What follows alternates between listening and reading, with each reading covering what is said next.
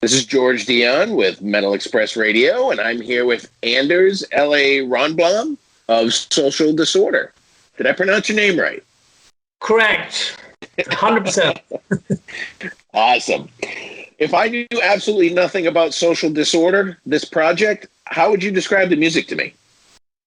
Oh, the music, definitely back to the roots in the 70s, 80s, I would say, because that's what I grew up with. And I always, when I write the songs, it's always the best I can do. It's like I relate to that kind of music all the time. It's classic 70s, 80s, a lot of melodies, good personal, good riffs, amazing vocals, brilliant background vocals. I would say that. So your new album is Love to Be Hated. It comes out June 18th on Afm Records. This is kind of a personal album for you. You kind of drew from pages of your life to put the songs together lyrically? Yeah.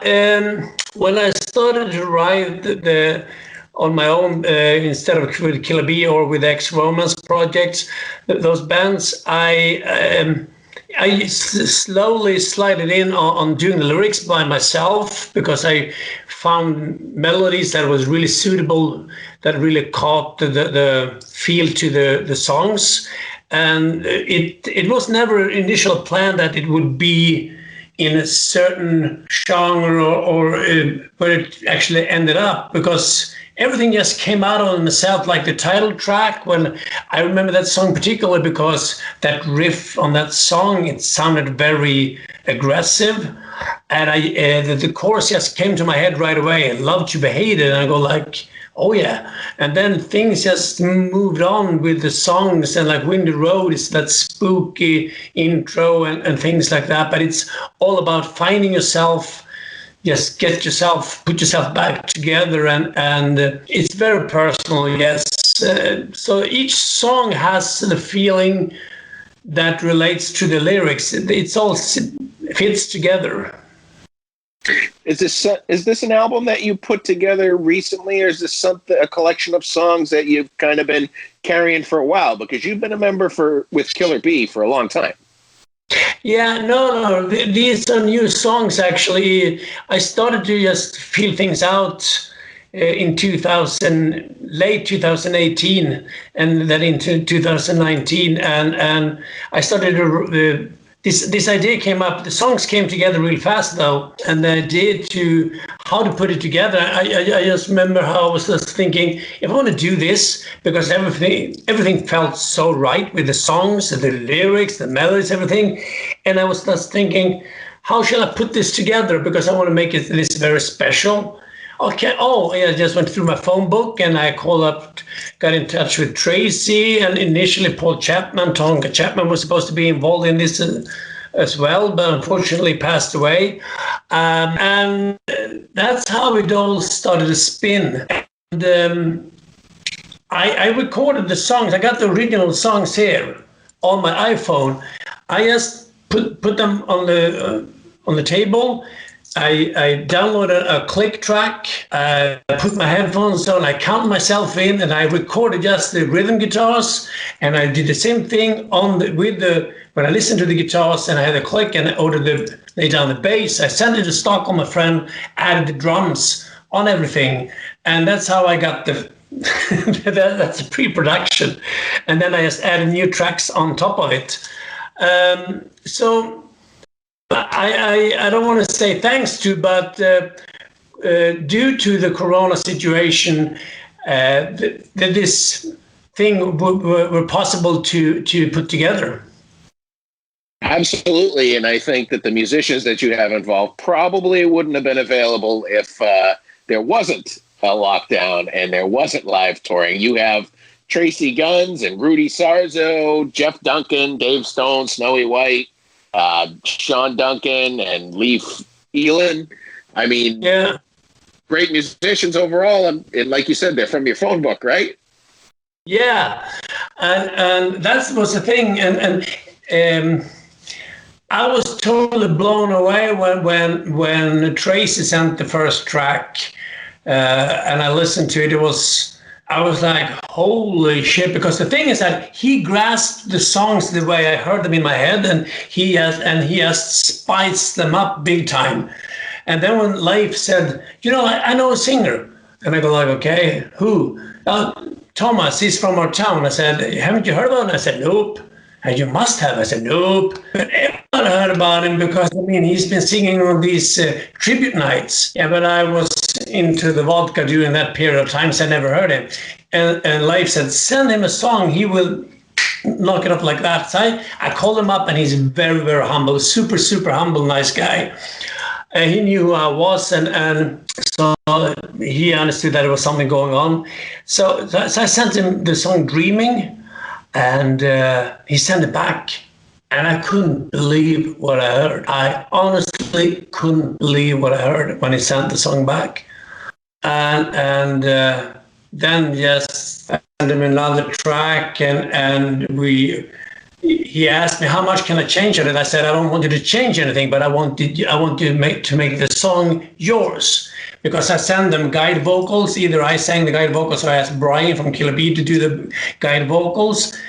But I got the songs here when I'm singing into it's rough.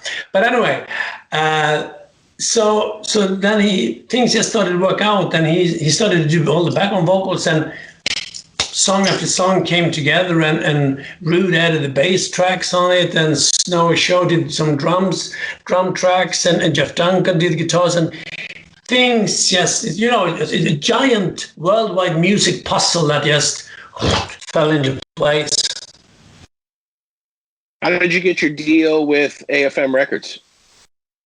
Oh, I sent the songs. I've been in touch with Axel in Germany, who has rock and roll promotions, and he got us the deal with Ex-Romans with AR Heaven label, and so I wrote to him about the what was going on, and I said, I'm really interested, please send me off the songs. So I started to send him off one song after another, and he started to really see where this was going. So he just reached out to AFM Records, and it was instant. Are you going to try to perform these songs live where you can? Obviously the band is a mishmash of other bands right now, but are you going to try to put together some sort of live band for this? Ooh, that's a very delicate question, isn't it, eh? Let's put it this way. It would be a dream to put it together. It would be great to put it together if it was possible, because, like I say, it's a mishmash, and I'm pretty sure that if things fall into place, that something can come out of it. Absolutely. So, was there a reason you went with Social Disorder as a name rather than using your name and calling it your solo album? Yeah, when the songs came together, like Love to Be Hated, Wind Road, Dreaming is about the major hangovers and all this mess, and Scars, for instance. And when the songs came together and the feel to the whole album, everything was in disorder during this period of time during my life. So I call it Disorder as a working title in the beginning, and it was AFM Records that suggested it to call it Social Disorder instead. So that's how the name came up. Okay. Where did you get the nickname LA? Oh, that was funny that you asked, actually, because you asked me, did I pronounce your name right? And you said Anders. It was actually when we were Killer Bee in the States, 94, we played at the Hard Rock Cafe in Orlando, and people, because my name is Anders, they always called me Andrews or Andrew, and I said, no, Anders. And they go like, Andrews? And I go, no. I said, do you know Pamela Anderson? And they go like, yeah, we know her. Yeah, Anders on Pamela Anderson. So, and okay, we know Andrews. And I go, no. So my actual name is Lars Anders, but what I'm called Anders. So I took the initials, Lars L.A. Rönnblom. So that's how we get. So when I was playing before, I just used L.A. Rönnblom because I couldn't say Andrew. So I go like, oh, whatever. So that's how L.A. came up. Well, the year you gave during the States, there weren't a lot of people from Sweden coming over to the United States to play in bands and stuff like that, I don't think. Yeah, Yngwie Malmsteen. That was it, and you didn't hear the name Anders, so I could see how it'd be foreign to some Americans. Yeah, Are you still working with Killer Bee? Yeah, we have taken a break on it, but we're planning to record more, of course. At least I said to Brian, let's do an album, and we just call it Final Chapter. I'm recording. We're starting recording now the next Ex-Romance album this year, and awesome. and during the summer here now we're laying down 4 to 5 new tracks for the next Social Disorder. Oh, already? Yeah, why not? Yeah, I got so much material. Time. Yeah, and the thing is that I got so much music, and I think that when you're in the flow with things, you should definitely use it right away. Try to if you have a good momentum, just keep it going. On a waste the moment. Yeah, just go for it. Hold on, this is funny. All right. Tjena Kent, jag sitter i en intervju med USA. Okay. Hey.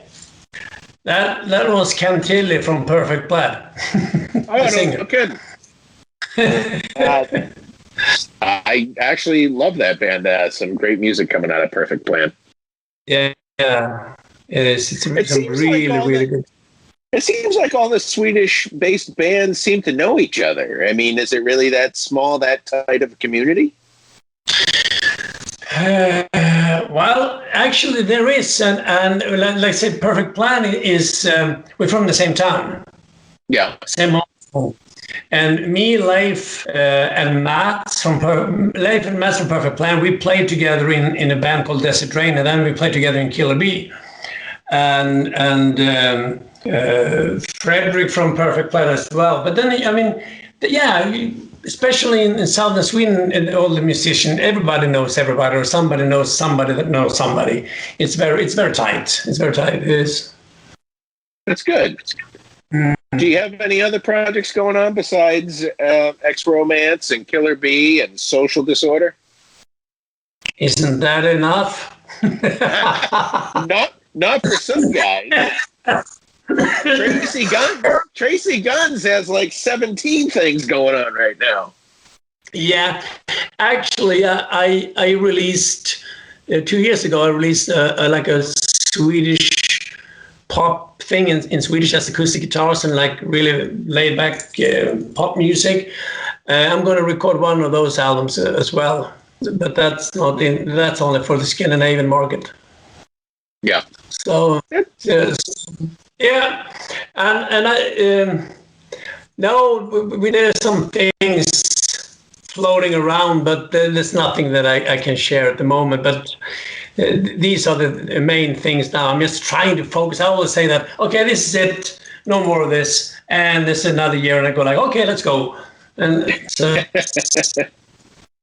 Well, you have a great album in Love to Be Hated.